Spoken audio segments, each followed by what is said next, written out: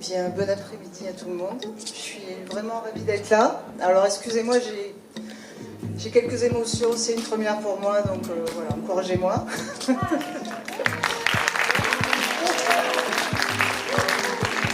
Et en fait, c'est un sujet qui me tient vraiment à cœur parce que le tatouage, c'est toute ma vie. C'est quelque chose que je pratique depuis maintenant à peu près 11 ans. À la base, moi, j'ai été graphiste en premier lieu. Et ensuite, j'en avais marre d'être devant un ordinateur, donc je me suis dit, ça serait bien d'être en contact avec les gens. Donc je me suis fait tatouer la première fois, et là j'ai eu une espèce de révélation, comme un coup de foudre. Je me suis dit, mais c'est ça qu'il faut que je fasse dans ma vie. Voilà, je veux tatouer des gens.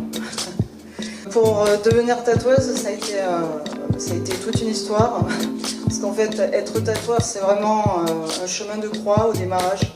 Donc c'est toujours très compliqué. Et au fil de mon expérience, j'ai rencontré des expériences, on va dire, plutôt paranormales. Alors, ça a été en rapport avec mon corps et le corps de mes clients. Donc moi, effectivement, comme j'étais tatoueuse, j'ai fait énormément de tatouages en très peu de temps. Donc je me suis retrouvée avec une lourdeur à un moment donné que j'arrivais pas à expliquer. J'étais mal, j'étais oppressée, j'étais vraiment pas bien. Alors que j'avais beaucoup de succès, j'étais bien dans ma vie tatoueuse, j'avais du monde. Et moi j'étais vraiment très oppressée. À ce moment-là, je me suis dit, il faut que je fasse quelque chose. J'ai décidé d'aller boire l'ayahuasca en premier lieu pour essayer de me soigner, pour essayer de sortir de mes ennuis. J'ai fait une cérémonie ayahuasca et alors là, en une nuit, toutes mes croyances ont été retournées. Parce que moi, j'étais quelqu'un de très cartésien à la base. Donc en fait, l'ésotérisme, tout ça, c'est venu à moi. C'est pas moi qui suis allée le chercher, c'est lui qui est venu à moi et qui s'est présenté à moi. Donc j'ai bu l'ayahuasca et à ce moment-là, ouverture totale, réouverture de mes dons, je me suis mis à entendre des voix, à sentir des présences. Donc là, tout a démarré. Après l'ayahuasca, j'étais toujours un petit peu en dents de scie. Donc du coup, je me suis dit, il faut que j'essaye autre chose. Donc je me suis mis à l'hypnose. Donc l'hypnose ésotérique, en fait, c'est une hypnose qui permet de rentrer en état de conscience modifié. Mais comme moi, j'étais complètement bloquée, en fait, je suis allée faire une technique où vous avez un opérateur et un télépathe, et le télépathe va aller voir pour vous ce que vous ne pouvez pas faire. Donc, à ce moment-là, j'y suis allée sans a priori, j'y suis allée pour me nettoyer, pour essayer de trouver des solutions, parce que vraiment, j'étais très oppressée. Toujours très oppressée à ce moment-là. Et donc quand j'ai commencé la session, les femmes ont vu que j'étais très tatouée. Elles m'ont dit, Rachel, vous avez beaucoup de tatouages, est-ce que vous avez des visages ou des personnages tatoués sur vous? Et là je me suis dit, pourquoi est-ce qu'elle me dit ça? Et en fait, je vous en parlerai un tout petit peu plus tard, mais le tatouage est une porte énergétique. Donc s'il est fait sans conscience, vous pouvez récupérer des énergies qui ne sont pas à vous. Et justement, je me suis dit, il faut absolument que j'explique aux gens qu'est-ce qui se passe réellement quand on tatoue. Voilà. Donc justement, on va en parler. Et je vous finirai mon histoire à ce moment-là. Je parlerai des entités. Donc se faire tatouer, est-ce que c'est une expérience négative ou positive? Alors en fait, c'est les deux. Ça peut être très négatif ou très positif. Le tatouage est vraiment un outil. Donc si il est fait sans conscience, en fait, vous pouvez vraiment récupérer des énergies vraiment très négatives qui peuvent venir du tatoueur ou carrément du dessin. Donc alors on va commencer par les choses qui fâchent. Alors les aspects négatifs. Ce que moi j'ai pu observer dans ma vie de tatoueuse, donc sur mes clients, donc ce sont des observations personnelles, des visions que j'ai eues ou des expériences sensorielle quand je tatouais les clients. Donc vous pouvez avoir des infiltrations d'énergie basse. Donc pendant que vous tatouez, ça crée une espèce de porte énergétique et des énergies basses peuvent s'infiltrer. Donc si le tatoueur a des énergies très basses, eh bien vous allez récupérer les énergies du tatoueur. Voilà. Donc faire toujours très attention à qui vous tatoue, ça c'est la première chose. Ensuite, j'ai observé aussi une fois un vortex négatif sur une personne. Donc, c'est-à-dire, vous voyez comme la photo du haut, en fait, j'ai vu une espèce de spirale noire comme ça qui rentrait à l'intérieur de son corps.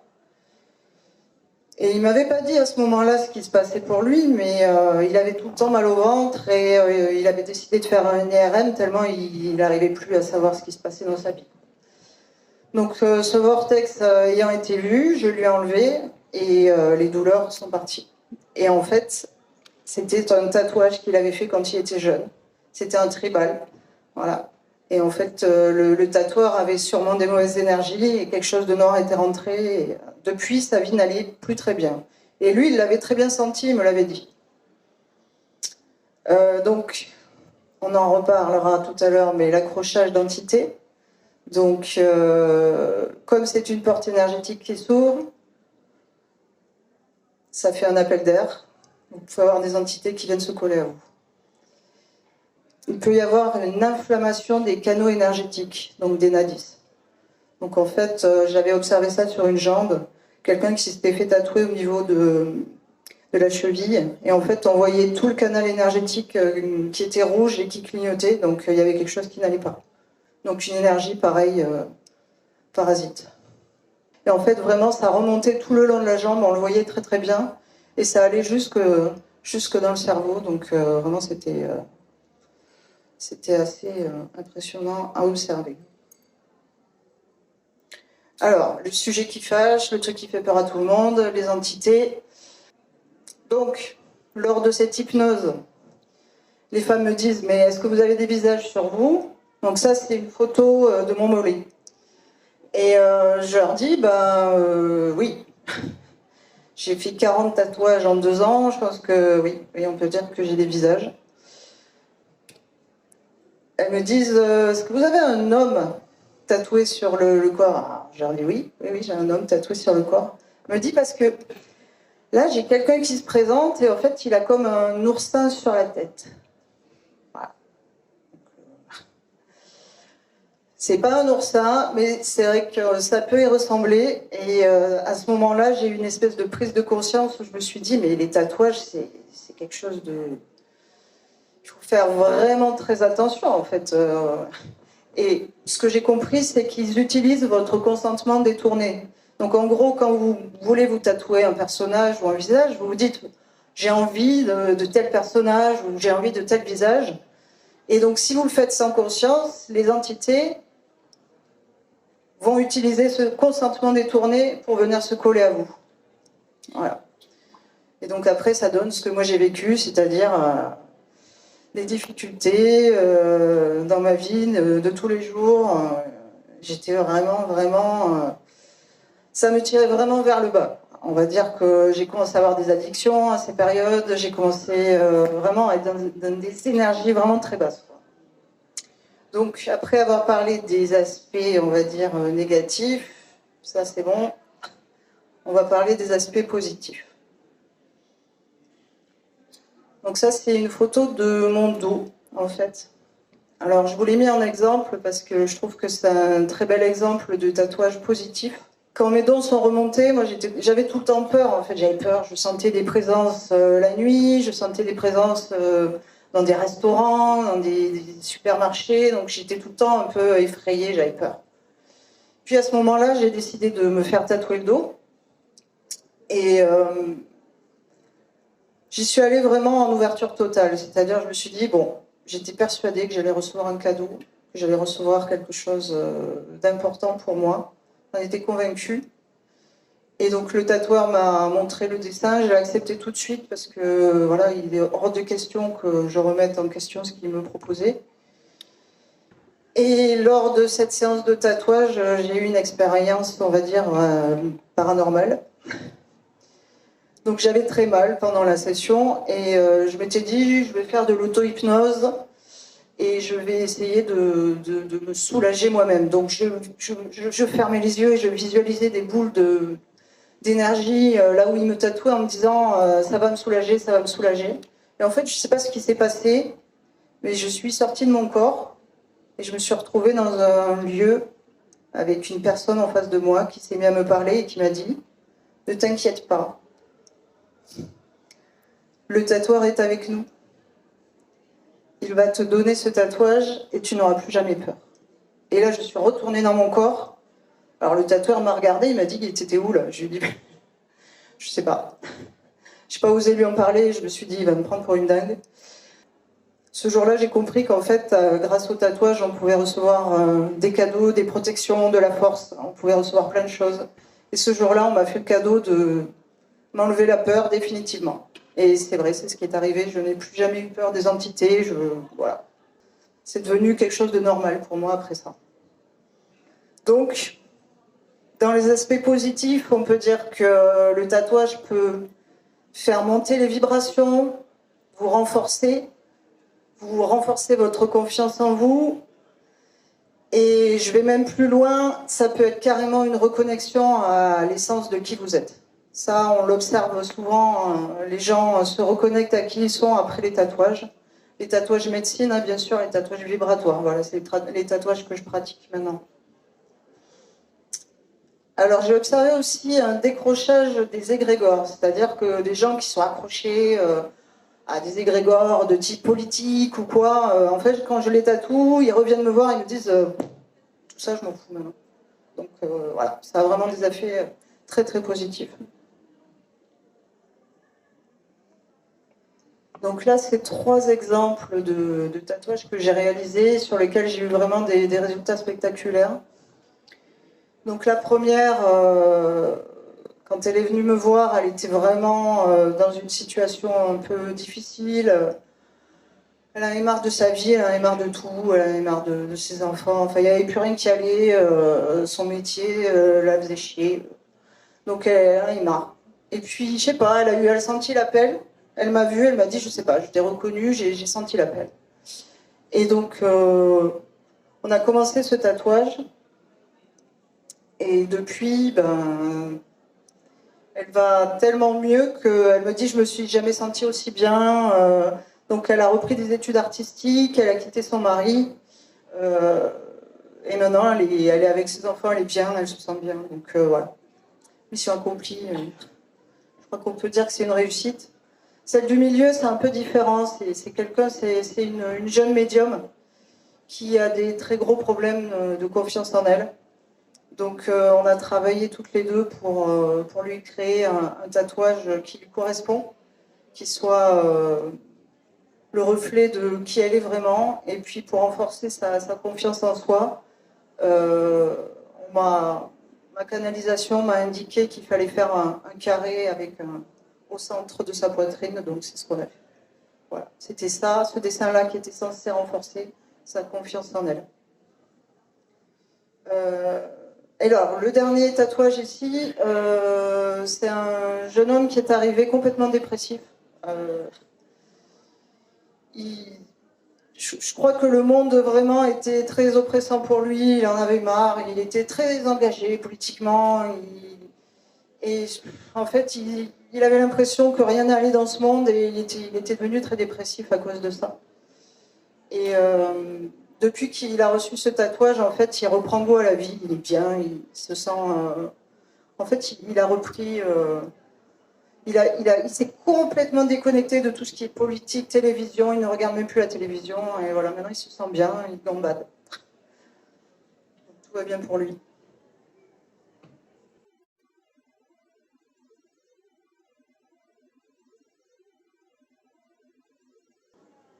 Alors on a aussi retrouvé des traces au Pérou, sur des momies. Donc vous voyez sur son épaule, en fait, ce sont des représentations de peyote, donc qui est une plante qui est utilisée en médecine végétale. Donc elle est utilisée en rituel, en cérémonie. Elle vous donne des visions et elle vous soigne. Donc, voilà. Ensuite, sur une autre momie qui était disposée à côté d'elle, on a retrouvé des cercles qui étaient disposés sur son cou. Et donc, ils se sont rendus compte que c'était sur des méridiens pour soulager le cou et la tête. Donc, voilà. On a aussi Oxy, l'homme des glaces, que tout le monde connaît, qui a été retrouvé à la frontière entre l'Autriche et l'Italie. Il était dans un glacier, il avait dû se perdre, il est mort comme ça, dans la montagne, tout seul. Et en fait, il était couvert de tatouages. Il en avait 40 en tout, qui étaient placés sur des zones spécifiques. Et ces zones spécifiques, en fait, étaient des points actifs pour soigner l'arthrose.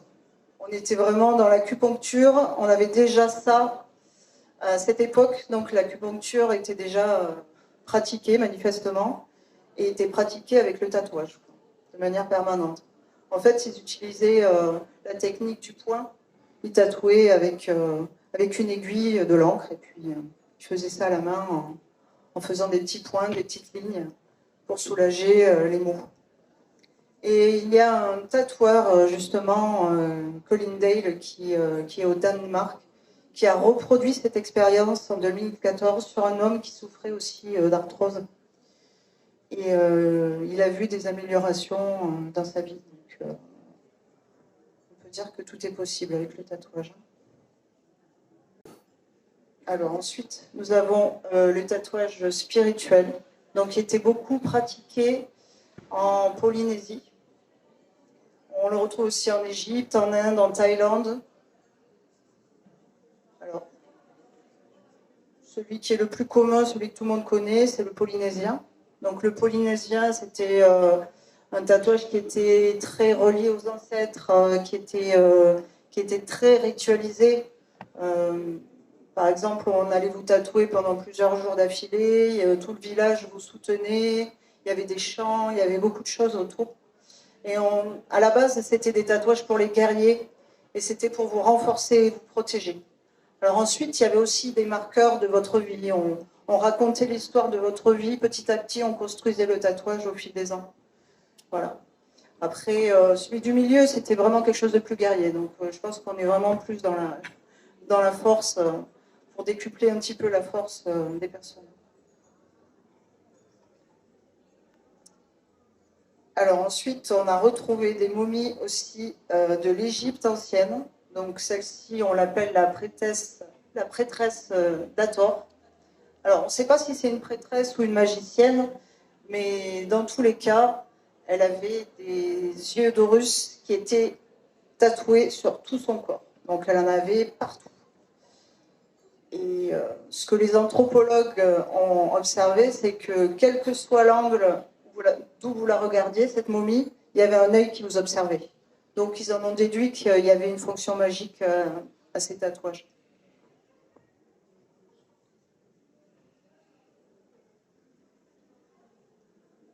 Donc on retrouve aussi, on le retrouve vraiment partout. On retrouve un tatouage spirituel en Inde. Donc là, on a plusieurs types de tatouages en Inde, mais vous avez la tribu Baiga qui tatouait surtout les femmes. Donc c'est vrai que dans le tatouage ancien, on sait que c'est surtout les chamans et les prêtresses qui tatouaient les gens. Donc c'était surtout des femmes en fait. Donc là, on retrouve un motif solaire pour cette tribu Baiga. Elles recouvraient entièrement leur corps avec des lignes, des traits, des choses très géométriques en fait. Et ça, ce sont encore des femmes qui existent, donc elles sont encore en vie. Donc c'est vraiment quelque chose de très ancien, mais qui a perduré dans le temps, en tout cas pour elles. Alors ensuite, on a retrouvé en Inde, justement, on a retrouvé des dessins dans des carnets où il y avait des tatouages de protection, justement. Donc les tatouages de protection sont appelés kolam, là-bas. Alors on les retrouve, vous voyez celui du haut. Le kolam, en fait, est un labyrinthe qui est fait à partir d'une seule ligne. Et sa fonction principale, c'était de protéger. On traçait ça à l'entrée des maisons pour protéger les maisons, mais aussi on les tatouait. Et donc ensuite, ils en ont fait des choses plus esthétiques pour pouvoir les tatouer sur les gens. Mais voilà, c'était des tatouages vraiment de protection. Alors ensuite, on a un tatouage, le sakyant, ça, il y a beaucoup de monde qui doit connaître. Donc le sakyant, ça a quand même 2000 ans. C'est pratiqué par les moines bouddhistes, carrément les moines. Donc le sakyant, ça vient du sanskrit sak, qui veut dire tatouage, yant, yantra, prière sacrée. Donc on vous tatouait une prière sacrée sur le corps. Et celles-ci, elles avaient des fonctions vraiment particulières. Et ça existe encore. Là, si vous allez en Thaïlande, vous pouvez vous faire tatouer des tatouages de pouvoir, des tatouages de protection, des tatouages pour être plus séduisant, pour conjurer les mauvais esprits, augmenter sa chance. Donc, il y a beaucoup de gens qui pratiquent encore ce tatouage. Et d'ailleurs, les moines qui pratiquent ça, on appelle ça les ajams. Et les moines doivent avoir au moins plus de 15 ans d'expérience pour tatouer les gens, parce que sinon ils ne peuvent pas toucher les femmes. Donc on ne peut pas toucher les femmes à moins d'avoir eu 15 ans d'expérience comme moine. Alors pour finir avec le tatouage historique, moi je me documente beaucoup sur l'histoire du tatouage en général. Et j'ai trouvé ce schéma avec l'explication du tatouage vraiment magnifique. Donc je me suis dit qu'il fallait que je vous en parle. Donc en fait, c'est un tatouage de Sioux des Grandes Plaines, donc plaine de l'Ouest. Et cette femme, en fait, est une femme de guerrier. Donc on ne vous tatouait pas si vous n'aviez pas eu des honneurs de guerre. Hein. Donc le guerrier pouvait se tatouer et la femme. Donc il fallait pratiquer un jeûne de 4 jours. Alors, chez les Indiens, c'est assez courant quand même. Hein. On jeûne souvent pour des grandes occasions. Et ce tatouage avait vraiment chaque ligne, chaque trait, une signification. Alors, je vais retrouver ça. Dans le dos, on voit des petits losanges en haut avec des points dedans. Donc ça, ce sont des étoiles doubles de la constellation d'Orion. On a des tortues et des nuages à l'avant. Des symboles solaires à l'arrière. 5 lignes sur les bras signifient la longévité. Et c'est la reliance à la terre et du ciel à la terre. Donc son bras, en fait, relie le ciel, les étoiles d'Orion en haut, à la terre, qui est représentée par l'araignée ici. Et donc cette araignée était un piège cosmique qui capturait les forces de la vie céleste pour les canaliser dans le corps de la femme. Donc voilà, j'ai trouvé ça vraiment très beau. Donc moi, dans ma pratique, en fait, j'utilise la géométrie. Géométrie sacrée, géométrie tout court. Pourquoi ? Parce que pour moi, la géométrie, vraiment, c'est quelque chose qui est porteur de force. C'est la base de tout. C'est l'expression artistique la plus pure qu'on retrouve dans la nature. Donc, vous voyez, Platon, il y a 2400 ans, disait « La proportion géométrique continue est le lien cosmique le plus profond. Elle est divisée en 5 grands groupes présents partout dans l'univers.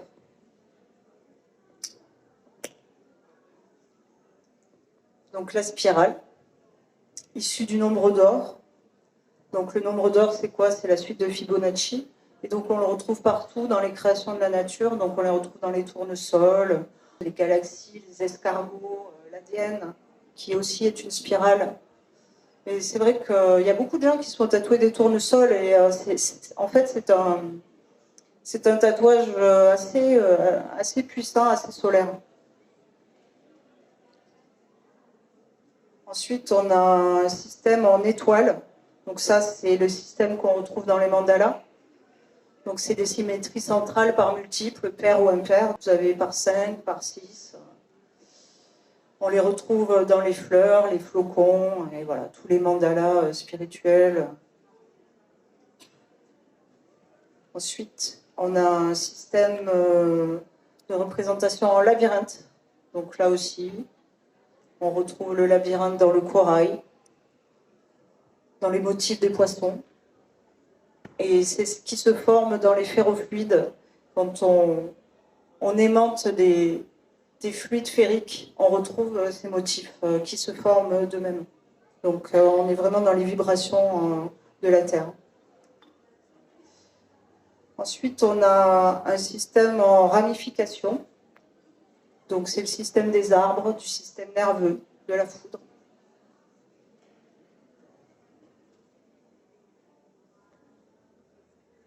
Et on a le système en cellules.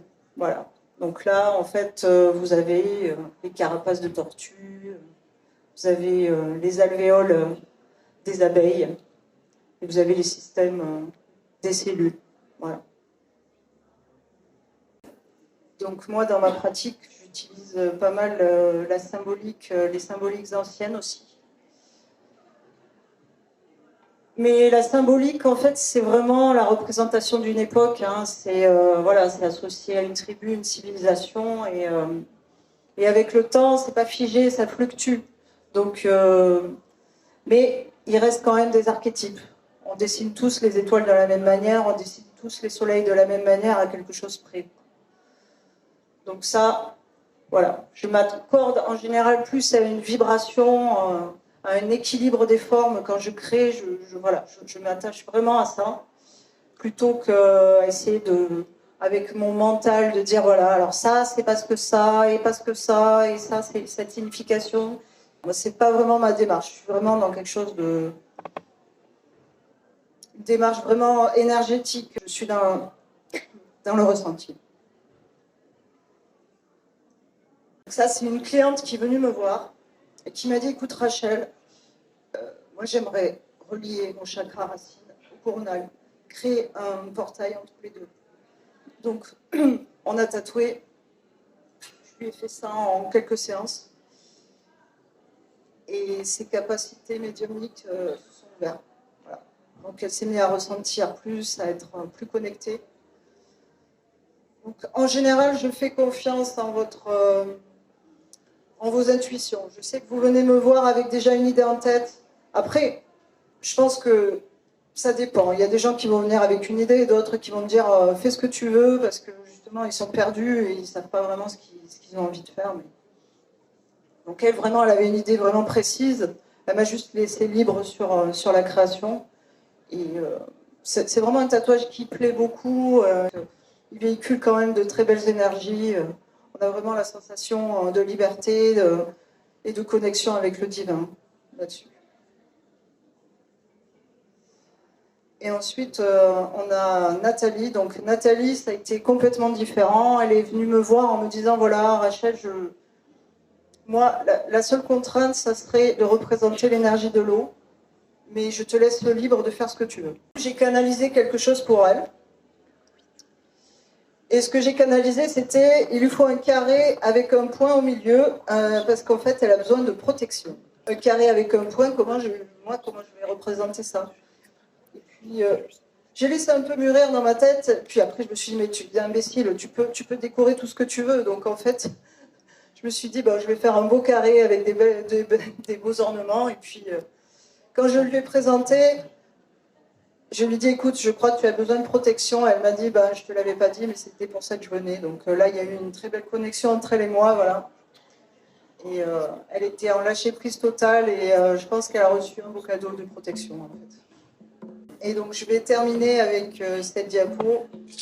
En fait, je suis tombée sur cet article qui parle d'une Amérindienne et sa fille qui voulaient se faire tatouer. Alors, je vais vous le lire. Pendant des années, je voulais que mon menton soit marqué, mais les derniers tatoueurs de Greenwich étaient décédés. Ma fille voulait aussi un tatouage, elle n'avait que 12 ans à l'époque. Et je lui ai dit d'attendre. Je voulais m'assurer qu'elle était dans un état émotionnel où elle pouvait gérer toute critique ou réaction possible. Après 2 ans, j'ai cédé. À l'aide d'une grande aiguille à coudre, j'ai donné à ma fille ce qu'on appelle guidilto, des lignes sur les yeux et sur le menton. Pour moi, c'était une récupération de mon identité et une partie de ma résistance à la honte de notre peuple après la colonisation, dit-elle. Et j'ai vu ma fille changer. Elle est entrée en son pouvoir et elle trouva sa voie. Le tatouage est un médicament puissant. Voilà ce que je voulais vous véhiculer, puisque le tatouage n'était pas simplement quelque chose d'esthétique, mais il pouvait servir vraiment à quelque chose. Il pouvait vous servir dans vos vies, et pas que de manière négative, mais vraiment de manière positive. Voilà. Je vous remercie.